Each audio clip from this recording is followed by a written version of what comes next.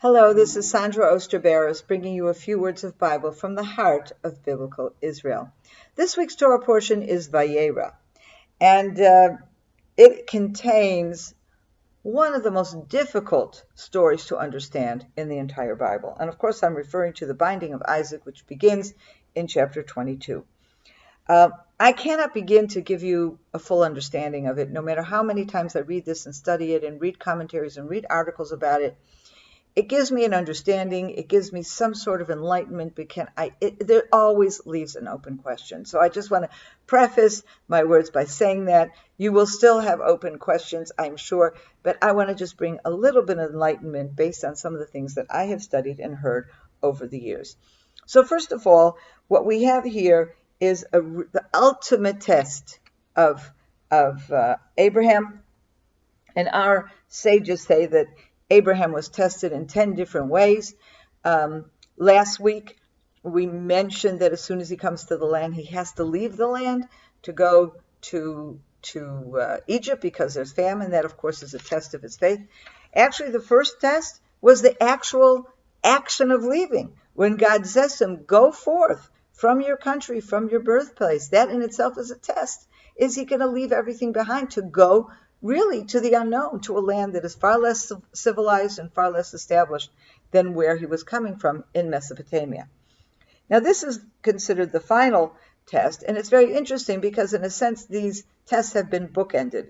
The first test begins with go forth, and in Hebrew, the words lech lecha, and so too here in chapter 22, when God gives him the command to go to the land of Moriah, he uses the very same words, lech lecha, go forward. So in a way, this is from the beginning, and then this is the final test, and of course, the most difficult one. And Abraham is commanded to take his son up to Mount Moriah and to offer him there as a sacrifice to God. Now, this, of course, counters everything that Abraham has been led to believe by God. So first of all, God is the creator of the universe. He is not a pagan God. Abraham is living at a time when child sacrifice is rampant, where everybody is sacrificing their children to bribe some God to give him good things. Okay, whereas Abraham is introducing to the world this idea of a belief in a one God who created the universe, who is not an idol, who is not the sun, who is not any of these animate objects that we can see, but who indeed created the whole thing and is not open to bribery, does not need the sacrifices. The sacrifices are something that people do as it's a gift, essentially, that God gives to humanity so that we can feel that we express our willingness to sacrifice. But God doesn't need the sacrifice, which is completely the reversal of the pagan view, where the person is being satisfied because, the gods love these food, or they love to see the children killed, or all these crazy ideas. But it's clearly a bribery scheme, okay? And in monotheism, in Judaism, this is certainly not at all what the plan is. So here we have an Abraham who has stood against all these terrible practices and beliefs that are rampant around him in a pagan world. And now God is telling him, go and practice this very horrible child sacrifice to God. This makes no sense. Also, God said to Abraham 25 years earlier, you're going to have, I'm going to give this land to your children. And he waits all these years and he doesn't have a son. And he finally has this one son. And this is the son that God promised to him. Through this son will be your heirs. Through this son, you're going to have more children. Through this son, you will inherit the land. And then he's supposed to sacrifice this one and only son. Okay? So it forces him to question absolutely everything. And yet, he does obey. Not understanding, but he does obey. And of course, we know the end of the story. He goes there. He takes the son up. And we have to realize that Isaac is not a baby here. He's at the very least a teenager. He may even be older. Okay? So Isaac himself is putting himself in a position of willingness to sacrifice. He goes willingly with his father, which in and of itself is an amazing thing. And only when he's already bound and he's on the altar and Abraham is about to he raises the knife and he's about to slaughter him. At that point, he is stopped by the angel of God, and he sacrifices a ram instead. Now, there is a great deal of symbolism here. And in fact, this whole story is a story that we read on Rosh Hashanah, on the Feast of Trumpets, on the day that is one of the holiest days in the year for the Jewish people. The ram's horn, which is the shofar that we blow, is reminiscent of the ram that is being sacrificed here at this point in place of Isaac. And what this story has come to mean is not child sacrifice is okay if God commands it. On the contrary, God stops the child sacrifice. What this is, if we said before that the whole purpose of sacrifice, when God gave animal sacrifices to human beings and said, yeah, this is a way you can worship me. This is for the benefit of people. Why? Because people who want to get close to God want to be able to express that closeness. A God who you cannot see and you cannot feel.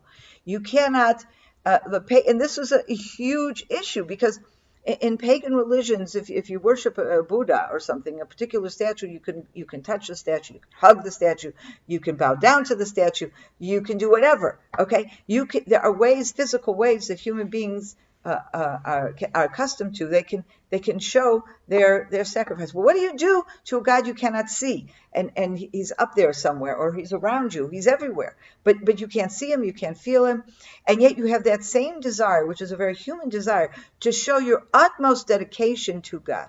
And so what God basically does here is not only testing Abraham, testing his faith, he's giving Abraham a unique opportunity to be able to go through that huge personal and spiritual sacrifice, the going through in a real way, because he really believes that this is what God wants him to do, and so he does something. It must do something to him that he is willing to make the ultimate sacrifice. I mean, killing your son, especially in the circumstances in which Isaac was born, killing your son is a far greater sacrifice than killing yourself.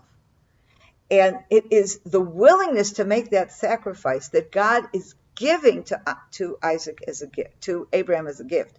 And of course, then he prevents the actual act because he wants Abraham to go through this experience, but he doesn't want him to actually sacrifice his son.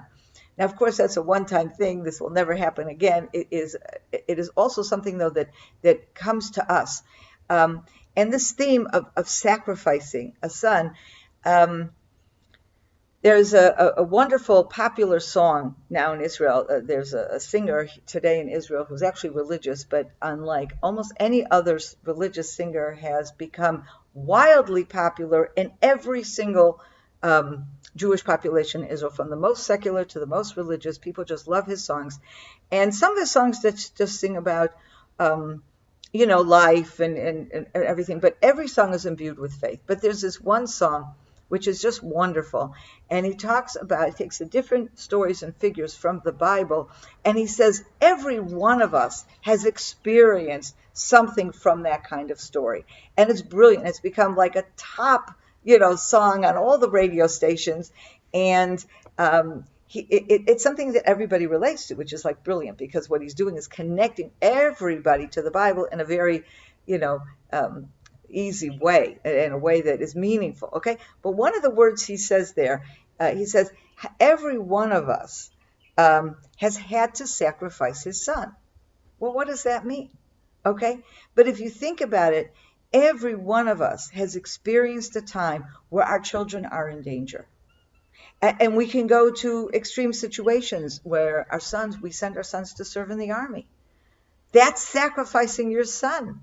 Now, of course, we all hope that they will come back whole and well.